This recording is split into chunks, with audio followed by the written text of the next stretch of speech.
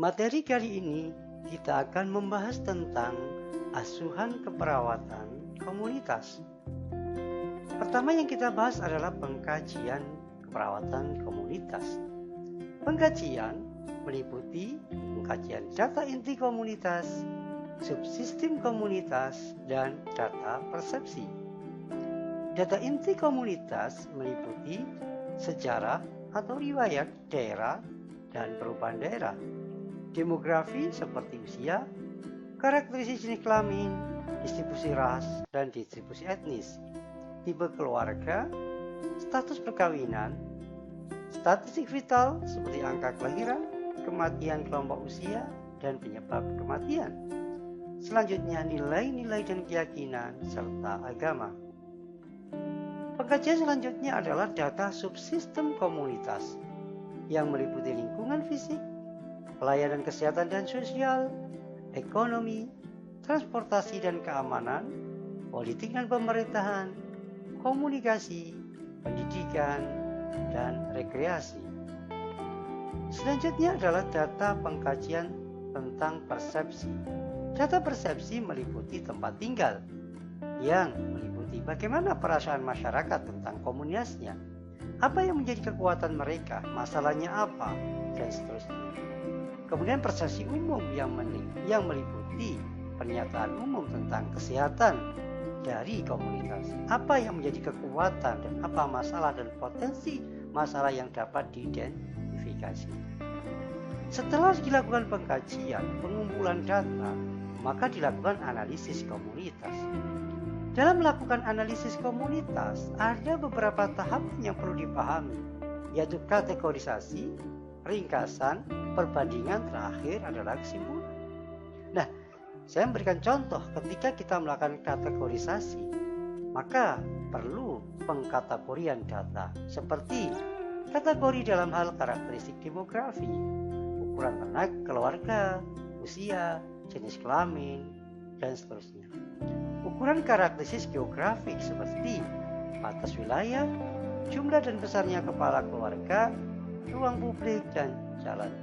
Karakteristik sosial ekonomi berdasarkan seperti pekerjaan, jenis pekerjaan, tingkat pendidikan, atau pola kepemilikan rumah. Selanjutnya kategorisasi sumber dan pelayanan kesehatan seperti rumah sakit, puskesmas, dan seterusnya.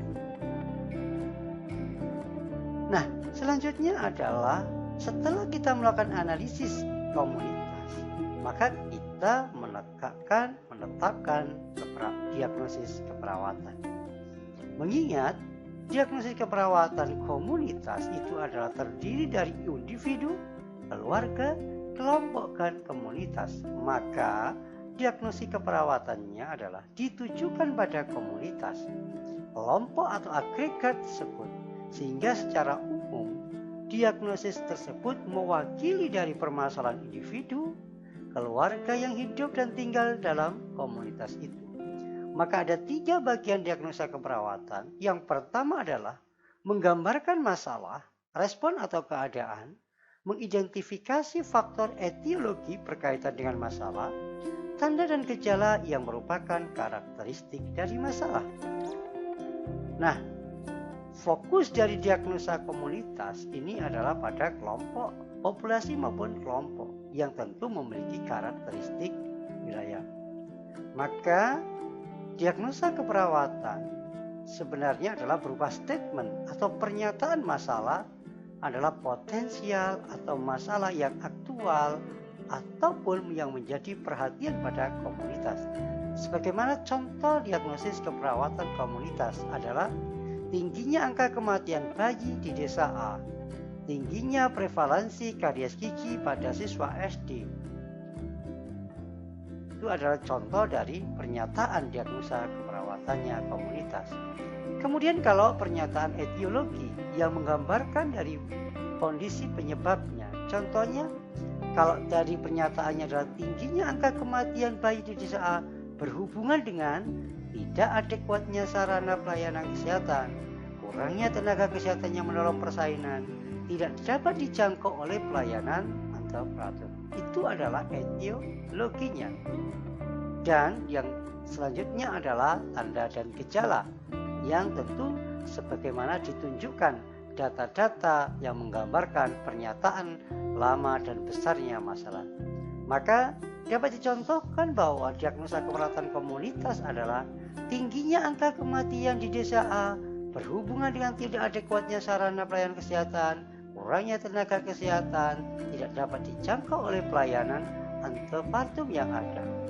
Nah, ditunjukkan dengan banyaknya kurang lebih 40% ibu hamil tidak melakukan pemeriksaan kehamilan, persalinan ditolong tidak didukung tidak terlatih, dan IMR-nya 50/1000 kelahiran hidup. Ini adalah contoh pernyataan diagnosa keperawatan komunitas. Contoh lagi pernyataan diagnosa keperawatan komunitas adalah resiko tinggi terjadi penyakit yang dapat dicegah dengan imunisasi pada bayi di desa A berhubungan dengan tidak adekuatnya sarana pelayanan posyandu, jumlah tenaga kader yang masih terbatas, pengutuhan masyarakat yang imunisasi yang masih kurang, ditunjukkan dengan cakupan Universal Child Immunization 65% pada bayi di desa A.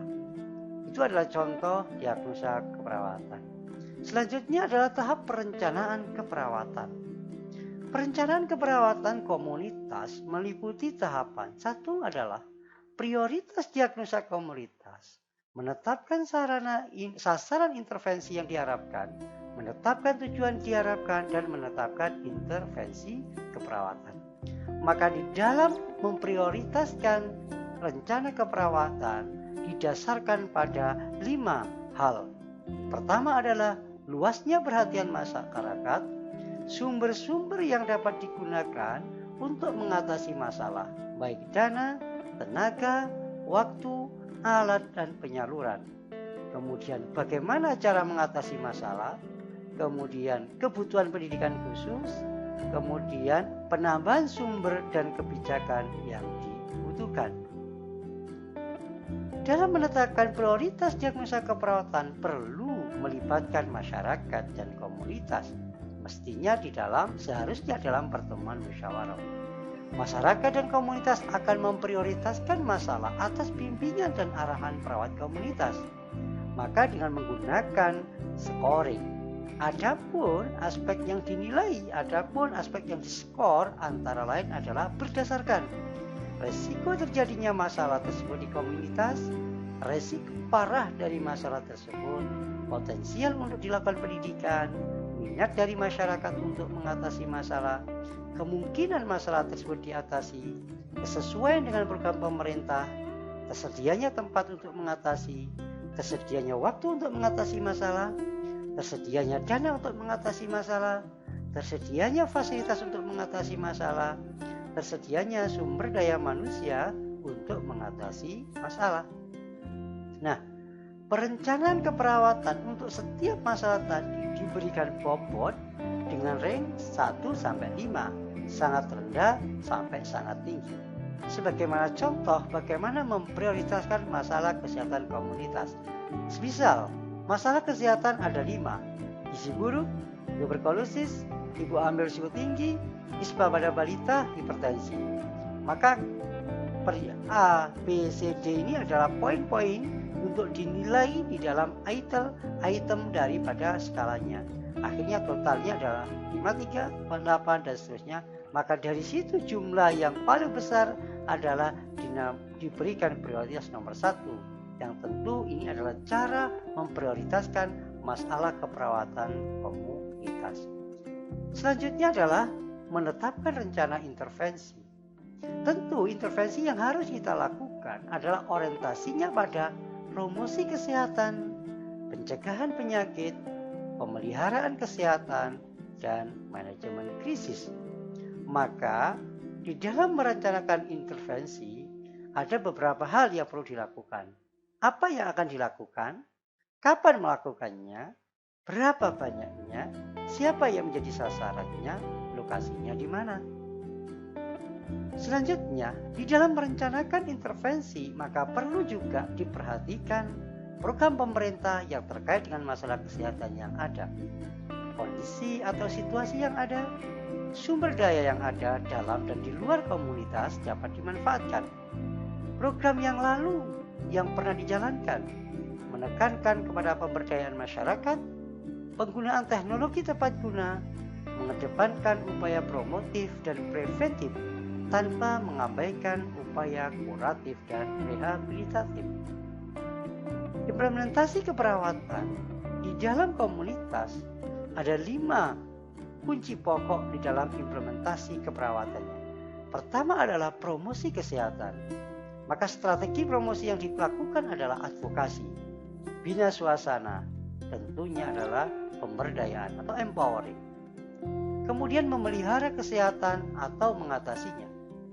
Kemudian kondisi tidak sehat, mencegah penyakit dan dampak pemulihannya. Ini adalah implementasi di dalam keperawatan. Demikian materi kali ini, sampai ketemu dengan materi berikutnya.